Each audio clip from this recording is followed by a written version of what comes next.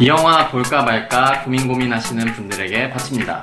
영화 골라주는 방송 세기의 고민.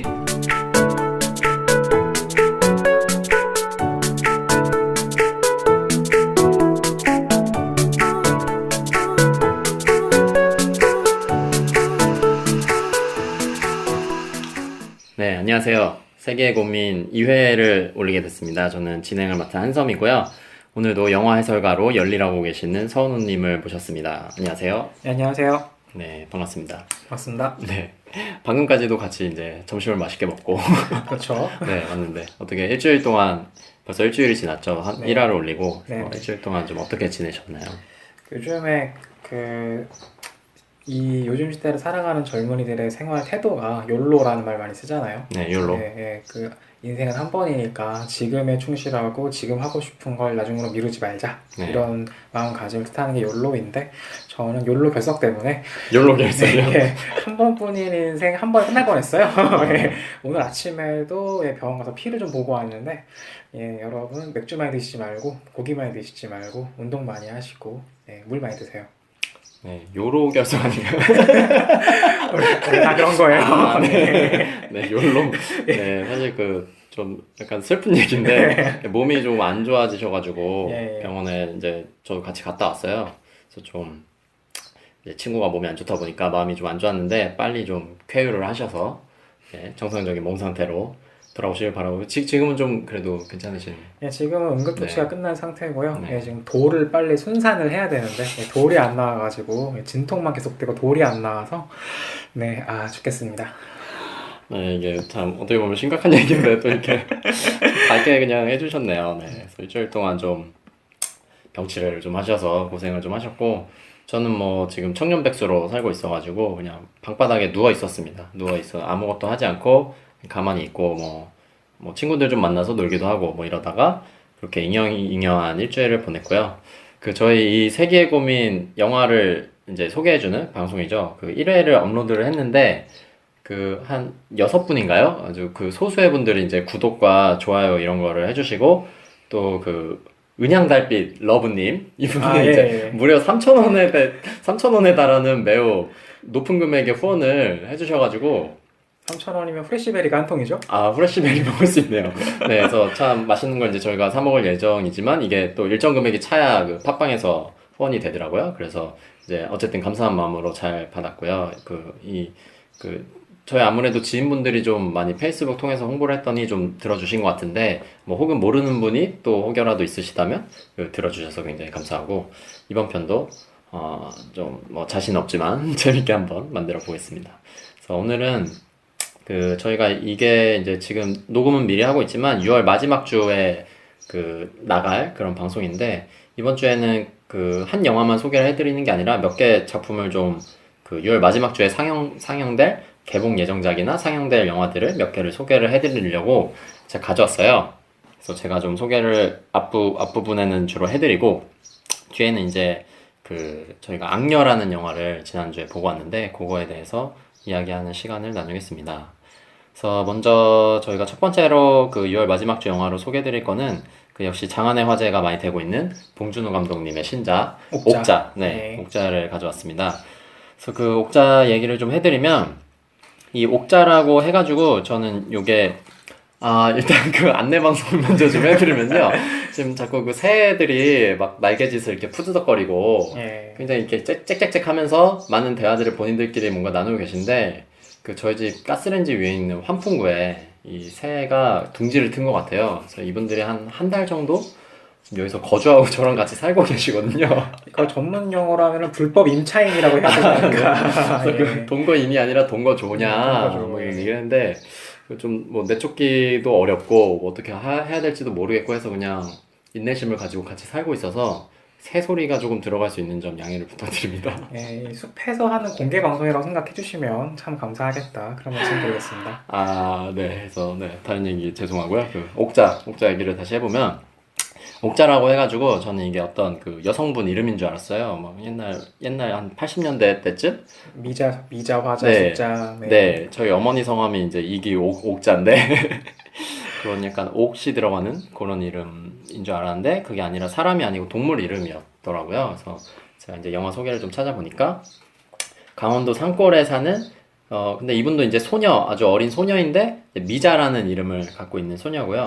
이 소녀가 그 할아버지랑 그 변희봉 씨가 연기하는 역할이죠. 그래서 이 미자의 할아버지랑 같이 이렇게 사는 것 같아요. 그래서 아마도 할아버지가 뭐 지어준 이름이라서 이렇게 좀 옛날 이름으로 지었나 싶은데, 여튼 그래서 그 아이 이름이 미자고, 그 미자가 어떤 아주 커다란 돼지랑 같이 이렇게 사는 것 같더라고요. 그래서 그 아주 자연이 잘 지켜져 있는 그 강원도 산골에서 미자라는 소녀랑 옥자라는 이제 커다란 돼지, 왜 이렇게 커다란 돼지가 나타났는지 이제 영화에서 알게 될 텐데, 그래서 그 둘이서 이제 할아버지랑 셋이 평화롭게 살다가 그 세계적인 기업 미란도라는 기업이 이제 이 미자 앞에 나타나서 옥자, 돼지인 옥자를 뉴욕으로 데려갑니다. 그래서 뭐 어떤 기업의 어떤 목적이 있겠죠? 그런 게 이제 예고편에는 살짝 뭐 미래 식량 이런 것을 이제 네. 커다란 돼지를 뭔가 자꾸 생산을 해가지고 미래 식량으로서 쓰려고 하는 뭐 그런 의도가 있는 것처럼 예고편에는 나오는데, 그래서 이 옥자가 미자에게는 대단히 친구 같은 존재이기 때문에 이 옥자를 구하기 위해서 이제 그 미국까지 그럼 가는 거겠죠? 알겠죠? 네, 그래서 그런 그 미자의 여정을 다룬 그런 이야기의 영화가 바로 이 봉준호 감독의 신작 옥자입니다. 그 괴물이라고 하는 단어가 사실 어떤 네. 괴기스러운 생명체가 아니라 네, 괴상한 생명체잖아요. 그러니까 네. 우리가 일상생활에서 보기 어려운 생물체를 이야기하는 건데, 봉준호의 괴물 같은 경우에는 정말 한강이라고 하는 한국적인 공간에 괴생명체가 나타나는 이야기였잖아요. 근데 그 괴생명체를 죽이는 이야기였다면 아마 옥자는 그 괴생명체를 살리는 이야기라고도 볼 수 있을 것 같아요. 좀 더 생명에 관련된 이야기가 나오지 않을까라는 추측이 가능한 것 같아요. 네. 그 선호 선생님, 뭐라고 할까요? 선호 뒤에 호칭을 뭘로 할까요? 그냥 선호님? 네, 그냥 성우라고 해야 될 것 같습니다. 네, 네. 선호님은 그 봉준호 감독 좋아하시나요? 봉준호 감독 영화를 다들 좋아할 것 같아요. 뭐 안 좋아하기 힘든 사실 영화들이죠. 예, 뭐 개인적으로는 좀 더 한국적인 어떤 상황이나 그런 묘사가 담겨져 있는 영화 좋아해서 마더나 괴물 같은 영화 도 좋아했지만 설국열차보다는 그 영화를 좋아했는데, 이 영화 옥자 같은 경우는 되게 미국 영화에 가까울 정도로 이 작품이 섞인 영화예요. 그래서 한국적인 느낌, 한국에 살고 있는 우리들이 공감할 수 있는 이야기라고 하기엔 좀 더 멀리 나간 이야기긴 하지만, 또 감독의 취향과 감독의 작가주의적 정신은 달라지지 않기 때문에 이번 영화도 흥미로울 것으로 기대되고 있습니다. 네, 저도 뭐 봉준호 감독님 워낙 좋아해서 그 이게 약간 이런 말씀드려도 될지 모르지만 저희가 영화과를 나왔잖아요. 영화과를 다니거나 나온 학생들이 굉장히 좋아하는 감독님들, 이제 저희가 2006년에 대학을 들어갔는데 본의 아니게 나이가 커밍아웃 됐는데 어쨌든 2006년에 대학을 들어갔을 당시에 또쯤 그 2000년대 초반 중반 이때 즈음에 굉장히 좀 영화과 학생들이나 영화를 좋아하는 사람들에게 많이 사랑을 받았던 게 뭐 봉준호 감독님이나 박찬욱 감독이나 뭐 류승환 감독, 이런 몇몇 감독들이 굉장히 그때 좀 많이 떠올랐던 것 같고, 그래서 저도 봉준호 감독님 영화를 원래 다른 영화는 그 두 번, 세 번 보는 거를 별로 안 좋아하는데 봉준호 감독 영화는 되게 여러 번 봤던 그런 기억이 나고요.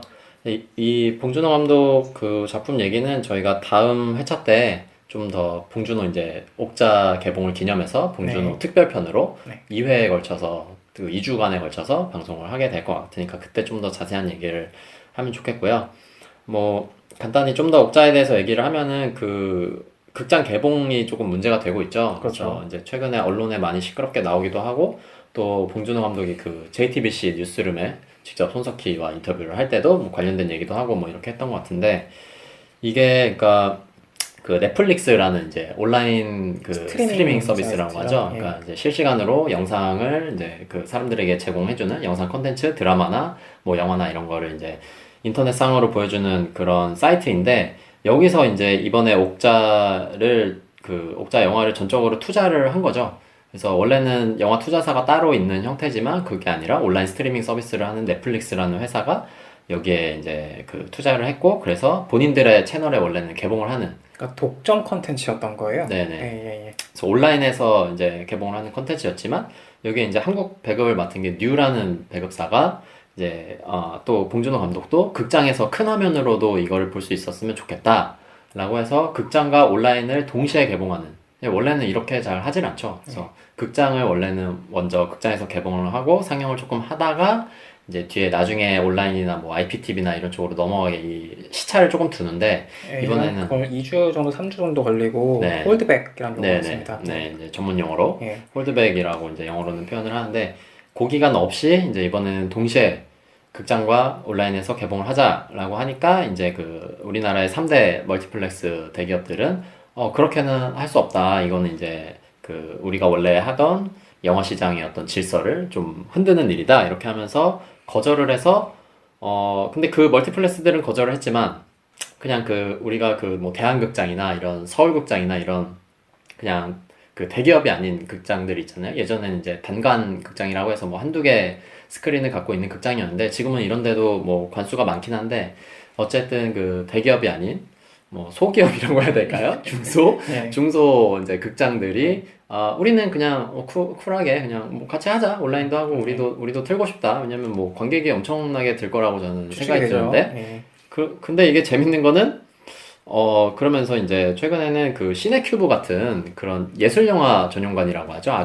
원래는 아주 소규모의 영화들을 트는 그런 극장에서도 이제 옥자를 멀티플렉스에서 볼 수 없게 되니까 이런 데서도 이제 튼다고 해요. 그래서 좀 이게 되게 큰 영화임에도 불구하고 작은 영화관들에서도 상영을 하게 되는 아주 그런 특이한 경우입니다. 그러니까 큰 영화가 큰 영화관에서 상영이 안 되고 그렇죠. 작은 영화관에서 상영이 되고 있는 네. 좀 기이한 상황이라고 하는 게 맞을 것 그렇죠. 같아요. 예. 예. 그래서 이게 또 어떻게 보면은 이제 또 그러면 더 작은 영화들이 약간 그 시네큐브 같은 데서는 이제 또 상영 기회를 잃을 수도 있고 이런 복잡한 문제가 있기는 한데 네. 본의 아니게 좀 제가 이거를 간단하게 얘기하려고 했는데 아무래도 제가 또 설명 꿀벌이다 보니까 근데 사실 옥자라는 영화를 둘러싸고 있는 여러 가지의 논란 중에서 이 논란은 상당히 중요한 논란이기 때문에 네. 좀 더 자세히 다루겠지만 네. 이 현재 이 양상을 흥미롭게 지켜볼 필요는 꼭 있을 것 같아요. 그러니까 네. 이 영화는 칸느에서 경쟁 부문 올라갈 때도 네. 이 프랑스 극장 상영 사업자 연합에서 반대했던 거였거든요. 극장 상영되지 않는 영화는 어떻게 영화제에서 경쟁작이 되느냐? 그러니까 이 기존의 산업 질서와 신질서 간의 이 파열음이 옥자를 통해서 대표적으로 드러났다고 볼 수 있기 때문에 굉장히 중요한 사례인 것으로 보입니다. 네. 근데 이게 그러니까 저희는 이걸 그 지난주에 악녀 보러 갔을 때도 이제 이 옥자 상영관 대한 얘기를 조금 하긴 했었는데 어차피 오늘 얘기 나온 김에 그냥 얘기를 좀 하는 게 나을 것 같아서 그 선우님은 이 상황을 좀 어떻게 보고 계신가요? 일단 우리가 영화를 볼 때 어떤 영화가 상영되는 극장에 찾아가서 보는 경험이라는 게 되게 드물어졌어요. 그 멀티플렉스라고 하는 극장이 일반적으로 8관 이상이거든요. 네.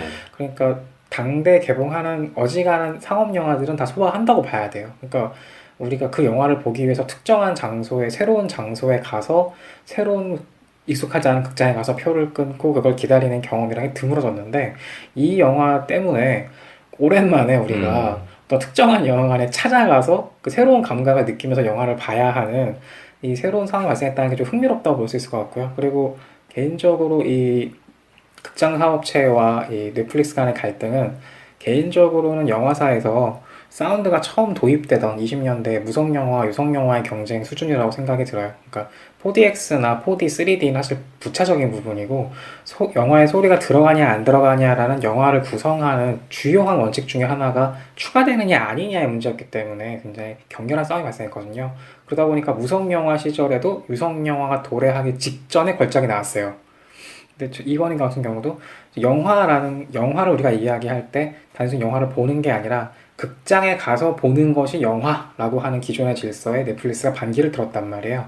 그러니까 이 싸움이 어떻게 전개될지는 잘 모르겠으나 어쨌건 우리가 영화를 본다라고 하는 것의 정의가 바뀔 것이다라는 추측은 가능할 것 같아요. 왜냐하면 그 아마존도 스트리밍 서비스를 시작하고 있는데요.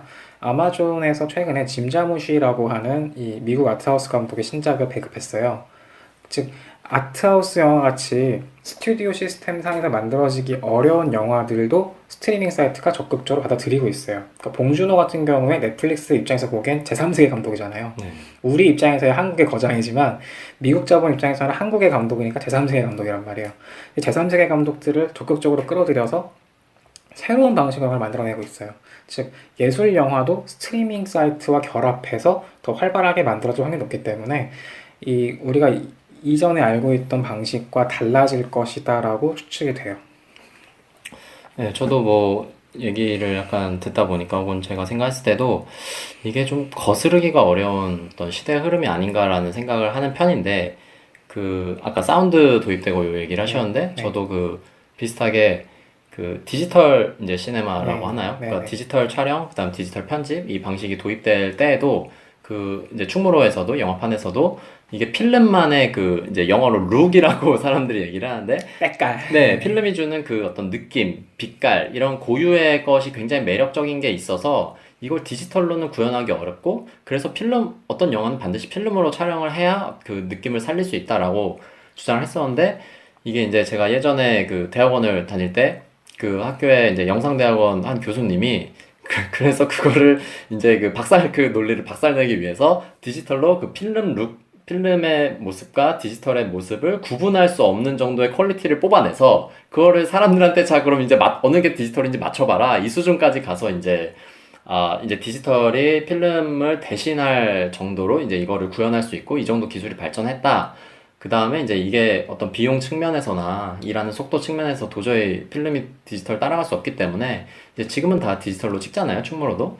그래서 이렇게 된 것처럼 그 개봉은 근데 이제 그 저희가 영화를 통해서 수익을 내는 문제가 있어서 좀 더 민감한 어떤 시스템의 문제일 수도 있긴 한데 제가 봤을 때는 이제 영상을 그게 영화와 뭐 영화가 아닌 영상 컨텐츠의 경계도 허물어지는 것 같고 그다음에 이게 극장에서 틀어지는 건지 누가 집에서 IPTV로 보는 건지 뭐 핸드폰으로 보는 건지 노트북으로 보는 건지 이런 경계도 점차 허물어지는 것이 어떤 좀 이 자본의 논리로 가다 보면 그렇게 아무래도 지금 이 논쟁이 벌어지는 것처럼 계속 이 논쟁이 좀 많아지고 이렇게 되지 않을까라는 생각이 좀 들고요.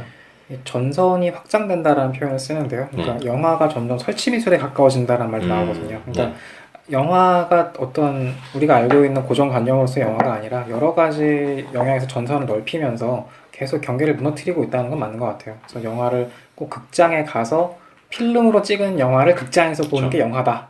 이 개념은 이미 한번 깨졌죠. 네. 디지털로 찍기도 하니까. 상영도 요즘엔 디지털로 하죠. 그러니까 디지털 역시도 영화의 한 영역으로 굉장히 빠른 시간 동안 편입이 됐거든요. 2000년대 중반부터 이미 디지털 시네마 논의는 충분히 있어 왔고 지금은 너무 익숙한 것이니까.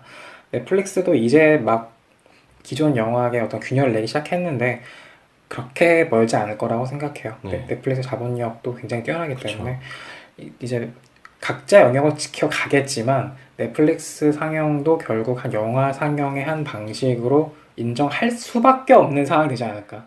하냐 안 하냐가 아니라 받아들일 수밖에 없는 상황이 되지 않느냐. 이게 현재로서의 추측입니다. 네, 그래서 이게 그 아주 그 이제 대기업 멀티플렉스에서 뭐 시장 질서 이런 얘기를 하다 보니까 또 일각에서는 그 이제 뭐, 그러니까 어떤 모 대기업이 자회사, 본인들의 회사가 투자한 영화를 이제 멀티플렉스에 굉장히 점령하다시피 많이 걸어서 다른 영화들의 상영 기회를 뺏는 거는 매일매일 하던 일이면서 이제 와서 이제 자기네들 수익이 떨어질 것 같으니까 그 시장 질서 어쩌고 이런 얘기를 하느냐라고 하면서 이제 여론도 좀 별로 그 대기업 멀티플렉스 쪽에 붙어주질 않는 것 같아요. 네. 이 BBQ 치킨집이 네. 가격 인상 포기하는 것처럼 음, 이 대기업이 지금껏 의뢰히 해온 어떤 관행들에 대해서 약간 안 참아주는 분위기가 진행될 것 같아요. 그래서 네. 옥자 같은 경우도 뭐 예측이긴 하지만 이게 일정 수준 이상의 반향을 불러일으킨다면 멀티플렉스도 결국은 틀게 되지 않을까 싶기도 합니다. 그쵸. 네. 물론 지금은 자존심 싸움이기 때문에 네. 당장 틀 수는 없겠지만 핑계 만들면 되는 거지 그쵸. 않습니까? 그렇기 때문에 네. 결국은 자본의 논리가 이길 것 같아요. 즉 네. 당장은 아니더라도 옥자가 내려가기 전에는 틀지 않을까라고 네. 생각은 듭니다. 네, 뭐 이게 저희도 뭐 정확하게 예측을 뭐 돗자리 깐 게 아니니까 예측을 하는 게 어려운 일이긴 하지만 저도 이제 지금 생각에는 네. 이게 그러니까 오히려 더 약간 지금도 이슈가 되고 있고 더 그런 걸로 논란이 되면서 더 홍보가 될 것 같은 거예요. 그러니까 여기 마케팅 팀이 일을 대단히 잘하시는 것 같은데 그런 단관극장이었던 그 작은 극장들에서 영화 상영을 하니까 이제 마케팅을 그 신문 광고를 오랜만에 냈더라고요. 보통은 이제 요새는 포털 사이트 메인에 영화 광고를 배너를 띄우는데 걸거나. 그게 아니라 이제 종이 신문에다가 광고를 옛날 스타일로 걸어서 극장 이름들을 밑에 이제 박아 넣고 뭐 아주 옛날 글씨체를 쓰면서 이렇게 아주 재밌게 홍보를 한 걸로 봐서 팬들을 위한 서비스 이런 네, 게 그쵸, 나오죠. 그쵸. 예. 네, 뭐 미국에서 건너온 뭐 어쩌고 막 이런 식으로 총천연세 프로급 이런 게 나오죠. 예. 네, 그런 이제 향수를 자극하는 그런 광고를 하고 또 이제 그 벌써 막 개봉일 29일에 이제 개봉할 영화인데 그때 개봉 날에는 뭐 벌써 매진이 된 극장도 있고 이렇게 막 점점 이제 표도 구하기 힘들고 뭐 넷플릭스로 온라인으로도 볼 수가 있지만 또 큰 화면으로 보고 싶은 팬들은 극장 예매를 하다 보면 막 매진되고 막 줄 서고 막 사람들이 온라인에 그것 때문에 표 못 구한다고 마치 그 옛날에 허니버터칩처럼 그쵸, 이렇게 예. 되다 보면 이제 너무 이제 이슈가 더 커지고 막 사람들이 이렇게 줄 서고 이러다 보면 제 생각에도 멀티플렉스가 뭐 얘기하신 것처럼 뭔가 이렇게 구구절절한 얘기를 하면서 아 뭐 여러분들 뭐 볼 권리 뭐 어쩌고 이러면서 틀지 않을까라는 생각에 그런 예측을 조심스럽게 저도 해보는데 일단 다음 주에 우리가 봉준호 감독의 데뷔작을 네. 이제 일괄해서 네. 이해할 예정인데요. 그때쯤에 다시 변화한 상황에 맞춰서 네네. 업데이트 해드리도록 네네. 하겠습니다. 그래서 실시간으로. 현재로서는 굉장히 흥미로운 전선이다라고 네. 네. 정리하면 될 것 같아요. 이 어떤 기술의 진보라든지 어떤 그 기업들의 활약에 대해서 여러 가지 일들이 벌어지는 것도 좀 여러분께 말씀을 드리고요. 네. 옥자 얘기를 너무 이제 길게 했네요. 다음은 이제 그 제가 이제 좀 그냥 제 취향대로 골랐어요. 그래서 네. 제가 재밌게 볼 수 있을 것 같은 소재로 이제 리얼이라는 작품이 또 요거는 6월 28일에 개봉을 할 예정이더라고요. 그리고 그 배우 김수현 씨가 최근에 무한도전에 볼링을 치러 나오셨는데 이분이 왜 갑자기 여기서 볼링을 치실까 했는데 역시나 영화를 개봉하시니까 좀 얼굴을 비친 게 아닐까라는 생각이 드는데요. 네, 이 배우 김수현 씨가 여기 그 리얼이라는 영화 작품의 주인공으로 나옵니다. 그래서 그 극중 이름은 장태영이라는 이름이고요. 아시아에서 가장 큰 카지노를 이제 문을 열게 되는 그런 조직의 보스로 나오는데 근데 다른 이제 암흑가의 대부인 그 성동일 씨가 연기하는 조원근이라는 캐릭터가 나타나서 그 이 김수현 씨가 오픈하려고 했던 카지노가 사실은 그건 내 거다 내놔라 뭐 이러면서 이제 돈 문제 이런 걸 얘기하게 되는 그런 영화예요. 약간 나와바리라고 얘기를 해줘야 좀 느낌 사는 것 같네요. 아 여기가 내 나와바리다. 네. 여기는 네 장소가 아니다. 네. 느낌 사는 것 같네요. 네, 그래서 이제 뭐 돈을 내놓으라고 요구를 하는 건지, 그래서 그 돈 문제를 해결하기 위해서 투자자를 찾아서 나섭니다, 김수현 씨가.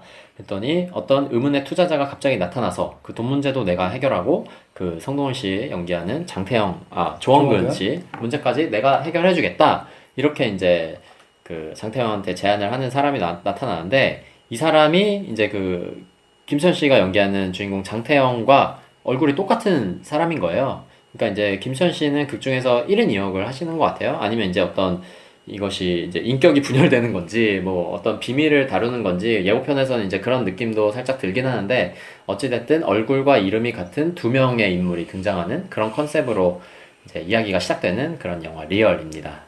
이 영화는 좀 외적으로 얘기가 좀 많기는 해요. 그래서 어떤 감독이 원래 감독이 있었는데 뭐 제작사 대표로 갑자기 바뀌었다라든지 개봉 일자가 갑자기 미뤄진다라든지 그래서 좀 영화 외적으로 얘기가 좀 많기는 한데요. 뭐 여성 캐릭터는 설리 씨가 연기하는 이 물리치료사였나 뭐 간호사인가 뭐 그런 어떤 의학계 종사하시는 분 같은데 그런 분이 등장하시는 것으로 보이고요. 이 아마도 이 추격자 이후에 이 한국형 스릴러, 한국형 느와르 영화가 꽤 오랫동안 지속되고 있거든요. 그쵸. 그런 영화, 그런 경향 중에 일부인 것으로 보이고, 단지 이제 그걸 김수현 씨가 연기한다는 거기 때문에 굉장히 좀 독특한 그림이 나올 수는 있을 거다 생각이 들긴 들어요. 약간 그 꽃미남 캐릭터가 그쵸. 유약해 보이지만 예, 그쵸. 또 그 유아인 씨도 약간 그런 느낌 아니었나요? 그렇죠. 근데 유아인 씨가 연기하는 거에 맡은 배역은 애초에 나쁜 사람, 그냥 내추럴 본 나쁜 새끼인데 김수현 씨가 연기하는 이 배역이 정확하게 어떤 배역인지 잘 알려지질 않고 있어요. 그러니까 정작 이 영화는 정보가 별로 없어요. 네, 그렇더라고요. 네, 정보가 별로 없고 이 외적인, 그러니까 영화 외적인 곳에서 발생하는 이슈들만 가지고 뉴스가 나오고 있기 때문에 약간 위험 요소가 있다라고 볼 수 있어요. 그러니까 이런 영화들은 약간 위험 요소가 있긴 합니다만 이 서사 자체가 기본적으로는 흥미를 이끄는 서사일 수밖에 없기 때문에 역시 보고 말씀드린 것 같아요. 네, 그래서 그 김수현 씨가 출연한 리얼이라는 영화를 소개해드렸고요. 다음으로는 이제 좀 작은 영화도 섞어서 소개를 드리면 좋을 것 같아서 저희가 어차피 큰 영화는 돈 많이 들여서 다 홍보를 하고 있으니까 그 제가 이제 지난주쯤에 그 인디스페이스라는 독립영화 전용관이 있습니다. 그 재개관했나요 거기? 아니요, 거기가 계속 운영은 하고 있었어요. 네. 근데 이제 그 지원이 이제 나라에서 독립영화관들을 지원을 해주는데 그 지원이 이제 정부에 따라서 이게 그쵸. 약간 멈추기도 하고 뭐 줄어들기도 하고 뭐 이랬다가 이제 최근에 다시 이제 지원을 좀 전폭적으로 받을 것 같은 그런 느낌으로 이제 그런 분위기가 네, 그 문화체육관광부 장관으로 새로 이제 들어오신 분이 예. 인디스페이스에 가서 이제 첫 번째 뭐 행보를 하셨다고 하더라고요. 그 제 꽃이란 영화 네네, 보시더라고요. 같이 보시고 그래서 좀 더 이제 독립영화 상영관이나 뭐 독립영화 이런 쪽에 대한 지원이 아무래도 민주정부가 또 들어섰으니까 많이 확대되지 않을까라는 생각이 드는데 어쨌든 그 인디스페이스 여러분들 많은 사랑 부탁드리고요. 제가 후원회원이거든요. 사신 방송. 네, 거기가 원래 그 저희 그 서은호 작가님과 2000년대 초반에 같이 대학 다닐 때 저는 그 서 선생님과 함께 갔던 게 처음이었어요. 그래서 그때는 종로에 있었는데 그 그쵸, 극장이 그쵸, 예. 저는 원래 뭐 영화과를 가긴 했지만 독립영화 이런 거는 잘 모르다가 그때 이제 처음 독립영화에 같이 갔다가 발을 잘못 들여서 독립영화를 좀 한국 독립영화를 특히 저는 좋아하는데 그런 거를 자꾸 보다가 그쪽 관련된 일도 이제 한 1, 2년 하고 이렇게 됐었던 그런 저의 슬픈 진로를 만들어주신 분이 바로 이 서은우님. 정작 저는 우리 독립영화 별로 안 봤거든요. 그런 것 같더라고요. 예. 좀 대단히 배신감을 느꼈고, 네, 어쨌든 그런 역사가 있는, 극장이죠. 네, 그래서 저는 종로에 있을 때부터 거기가 이제 계속 지원이 막 끊기기도 하고 이러니까 자꾸 장소를 옮겨 다니고 막 이렇게 했었는데, 그래서 그런 이제 운영이 막 뭐 중단될 위기에 처하고 뭐 정부 지원에 따라서 막 이렇게 되니까 좀 후원을 해야겠다라는 생각이 들더라고요. 왜냐면 저는 이제 그 공간에 뭐 여자친구랑 갈 때도 있고 뭐 혼자서 그냥 쉬러 갈 때도 있고 되게 그 사람이 공간에도 애정이 생기잖아요. 그렇죠. 되게 정이 가는 공간인데 이렇게 또 작은 독특한 영화들 이런 것들을 많이 틀어주는 공간이 자꾸 사라질 위기에 처하니까 좀 많은 분들이 후원을 해주시면 좋겠다라는 생각에서 좀 인디스페이스라는 극장을 좀 자세하게 말씀을 드렸고 네, 원래 꿈의 제인이라는 작품 얘기하려다가 여기까지 왔는데 그래서 그 인디스페이스에 후원회원 가입을 하면은 그 티켓을 몇 개 주세요. 그래서 그걸로 이제 보고 왔는데 꿈의 제인이라는 우리나라 독립영화 상영을 하고 있었어요.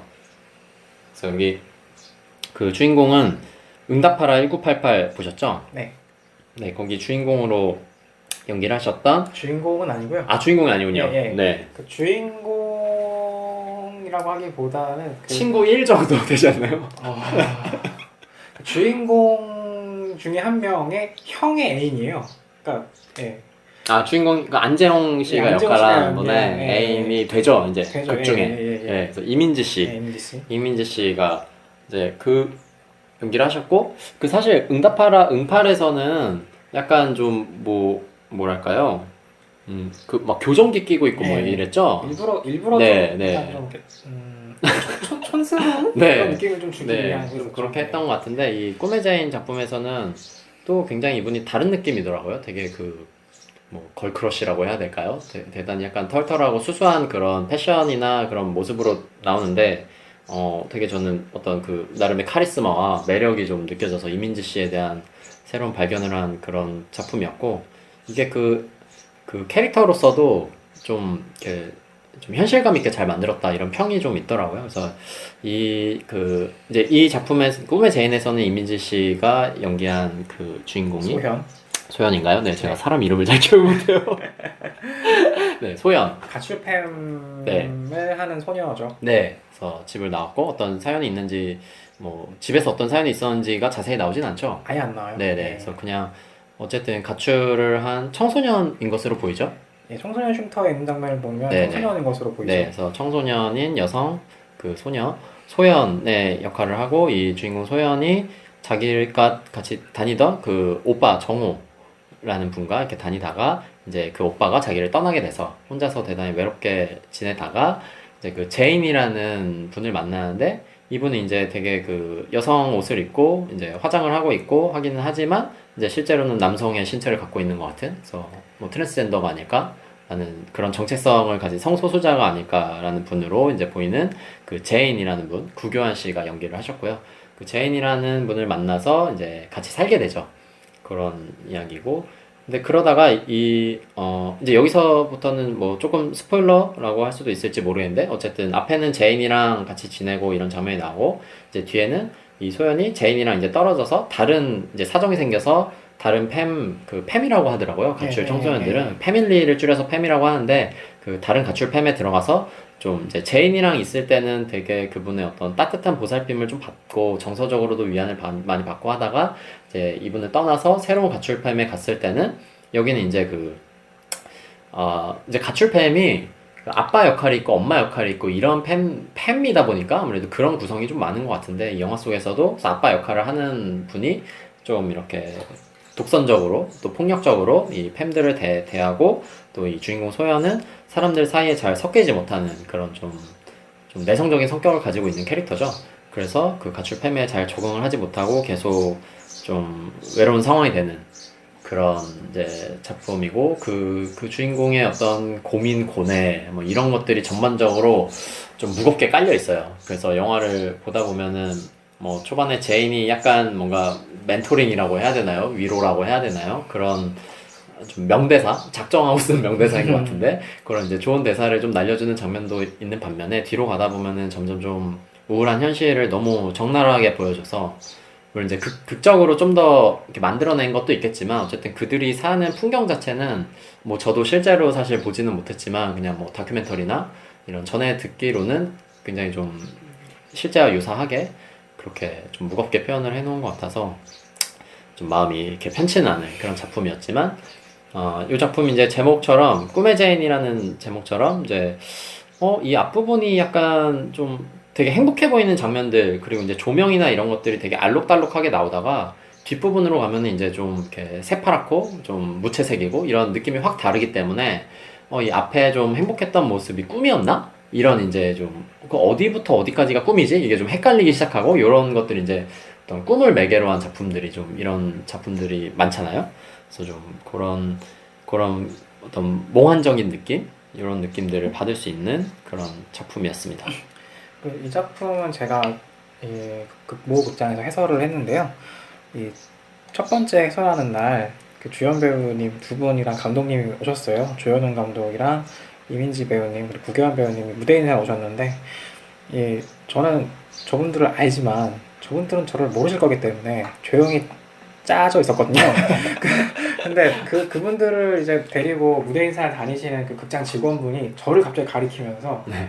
혹시 꿈의 제 해설하러 오신 분 아니냐라고 하시는 거예요. 그래서 제가 예 고개를 숙였는데 갑자기 두 배우님이 저한테 90도로 인사를 하시면서 잘 부탁드린다고 하시는 거예요. 그래서 저는 질수 없등 그래서 110도로 인사했거든요. 내가 더 미안. 내가 더 미안해서 그래서 약간 이 영화는 독립영화이기 때문에 선택할 수 있었던 결정들 상업영화가 아니고 독립영화이기 때문에 밀어붙일 수 있었던 지점들로 가득한 영화라고 생각이 들어요.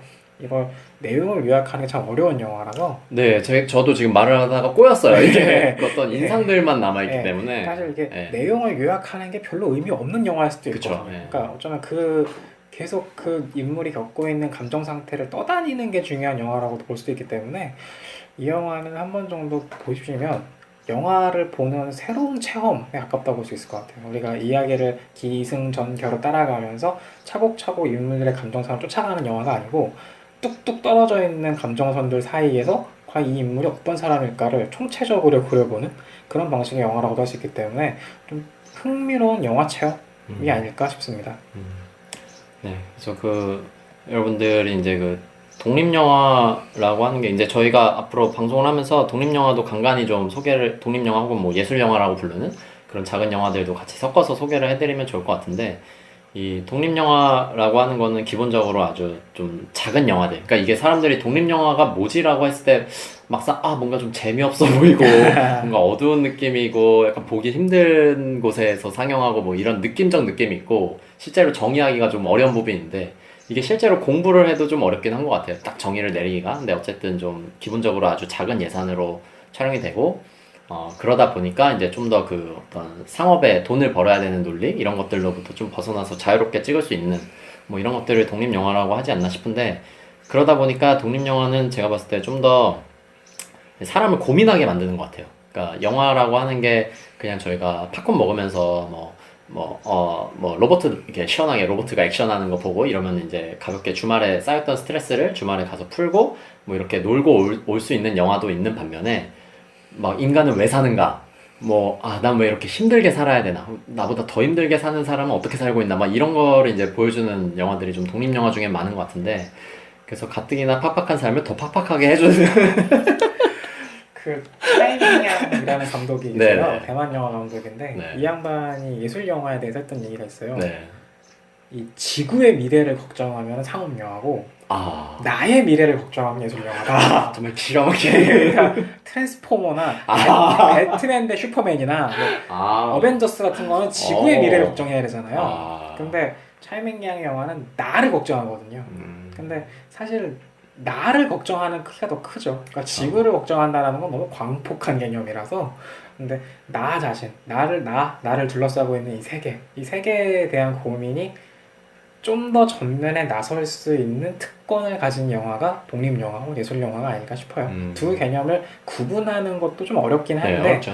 그러니까 독립영화는 좀 더 예산의 개념이고 네. 예술영화는 태도의 개념이라고 쉽게 얘기를 하는데요. 음. 그 두 개가 대부분 같이 가죠. 네네. 네, 그렇기 때문에 좀 더 나, 그리고 나를 둘러싸고 있는 이 세계, 그러니까 세계라고 하다 나를 둘러싸고 있는 이 나의 내 주변의 세계, 이거를 고민하는 영화들이 좀 더 어렵고 재미가 없고 지루하고 팍팍한 건 사실이에요. 네. 근데 그 사람들이 제시하는 그런 질문들, 그 사람들이 걱정하고 있는 우리의 모습들에 공감을 하는 순간 또 다른 재미가 네. 발생할 수 있을 것이라고 생각이 듭니다. 네. 그래서 물론 보기 어렵고 지루한 걸 알고 있어요. 그래서 억지로 보라는 말씀은 아니고 기회가 됐을 때 한번 볼까? 라고 마음 편하게 보시면 좋겠어요. 생각보다 가벼운 영화도 꽤 많거든요. 네, 많아요. 네, 그래서 그러다 보니 우리가 아무래도 재미없다 혹은 어려울 것 같다라는 선입견이 가장 어려운 부분이니까요. 네. 혹시 주변에서 보실 기회가 있으면 한번 좀 보시는 것도 좋을 것 같습니다. 네. 그래서 이게 제가 그 이번 방송이 그 본격 설명 방송이 된 김에 하나 더 말씀을 좀 그 알아봤던 거를 말씀드리면 네. 그 이제 시네큐브에서 네. 옥자를 아까 말씀드렸던 옥자를 상영을 네. 하잖아요. 근데 이 시네큐브나 이런 특히 서울 지역에 좀 많긴 한데 이제 예술 영화 전용관으로 지정된 그 상영관들이 있어요. 뭐 서울 아트 시네마. 네네. 뭐 포함해서 여러 곳, 뭐 시네큐브라든지 뭐 몇 곳들이 있는데 이제 여기서 옥자를 상영하기 때문에 예술 영화 전용관인데 옥자를 틀어도 되나 이런 생각, 좀 궁금증이 생길 수도 있을 것 같아서 제가 이제 보니까 그게 그 1년 중에 그 이제 그 영화진흥위원회에서 지정한 몇 개에 해당하는 영화를 일정 비율 이상, 그러니까 아마 60% 이상이었던 것 같은데, 그러니까 100분의 60 이상 그 어떤 영화를 틀면 그 지원을 받을 수 있는 이런 개념이라서 무조건 이제 독립 영화 혹은 예술 영화만 1년 내내 주구장창 틀어야 되는 그런 극장은 아니에요. 그래서 이제 뭐 예술 영화라든가 혹은 그냥 한국 영화를 틀어도 이제 그게 또 해당이 되더라고요. 그래서 그런 것들이 있는 거라서 이제 일부는 상업 영화 그냥 멀티플렉스에서 트는 상업 영화를 틀어도 상관이 있는 건 아닌 거죠. 네, 그래서 비율 안에만 들어오고. 그쵸. 네, 일정 비율 이상만 이제 예술 영화를 틀면 지원을 받을 수 있는 제도이기 때문에 옥자가 이제 그 예술 영화 전용관에서도 상영할 수 있는 이유는 그런 거라서 아까 말씀드린 대로 물론 그럼에도 불구하고 더 작은 영화들이 상영할 기회를 잃고 있는 것이 아닌가 이런 우려가 되기는 하지만 이게 뭐 법적으로 특히 제도적으로 막 문제가 있는 지금 행위를 예술영화관이 하고 있는 그런 거는 아닌 거라는 점을 좀 여러분들이 아시면 좋을 것 같아서. 일종의 쿼터제랑 비슷하다고도 볼 수 있겠네요. 네네, 네. 그러니까 최소 비율을 충족시키는 그렇죠. 개념인 거니까. 네. 그래서 이제 그게 일정 비율 이상을 상영을 하면 지원을 받고 아니면 지원에서 탈락하고 그냥 이런 개념입니다. 그래서 뭐 이건 날 때부터 막 예술영화관이고 뭐 이렇게 지을 수도 있지만 이제 본인이 극장의 사장이면 나는 이거를 예술영화관으로 운영해야겠다 하면 그렇게 이제 영화를 틀면서 등록을 신청하고 이렇게 하면 되는 그런 제도라고 볼 수 있겠고요. 네, 아주 저희가 그 설명충이라고 많이 비하를 하는데, 네. 제 친구가 이제 설명충은 좀 그렇지 않냐. 그래서 설명 꿀벌 같은 귀여운 걸로 하면 좋겠다 해서 저희가 이제 꿀벌이라는 설명 꿀벌로. 설명 꿀벌, 진지 꿀벌. 네네. 그래서 그 유튜브에 생각 많은 둘째 언니란 닉네임을 쓰시는 그분이 제 친구인데 그분의 출처를 밝히면서 오늘 이런저런 설명을 많이 나눈 이 2편의 1부 영화 속의 코너. 영화 속의 코너는 이 정도에서 마치고 저희는 지금 굉장히 덥기 때문에 에어컨 바람을 잠시 쐬고 다시 그 악녀 소개로 이어가도록 하겠습니다. 혹시 들어보시고 이 일부 코너에 이름을 지어주시거나 그러게요. 혹시 의문이 드시는 분, 저희가 지금까지 말씀드린 것 부분에서 설명이 미진했다거나 자기가 알고 있는 거랑 좀 다른 이야기를 하고 있다라던가 좀 더 알고 싶은 부분이 있다라고 하시면 팟빵에서 김정우 씨가 아니고 네, 한섬. 실명을 까버리셨네요. 네, 한섬입니다. 한섬님께서 본인의 메일 주소를 올리실 거거든요. 그래서 그 메일 주소로 알려주시면 저희가 다음 방송 때 미진한 부분 혹은 오류 혹은 좀 더 자세한 설명이 필요한 부분을 보완해 드리도록 하겠습니다. 네, 여기 그 팟빵 뭐 자체 댓글이나 제 메일이나 제 한섬 페이스북 그 계정이나 뭐 이렇게 달아주시면 감사하겠습니다. 감사합니다. 그러면 이따가 악녀 얘기로 다시 만날게요.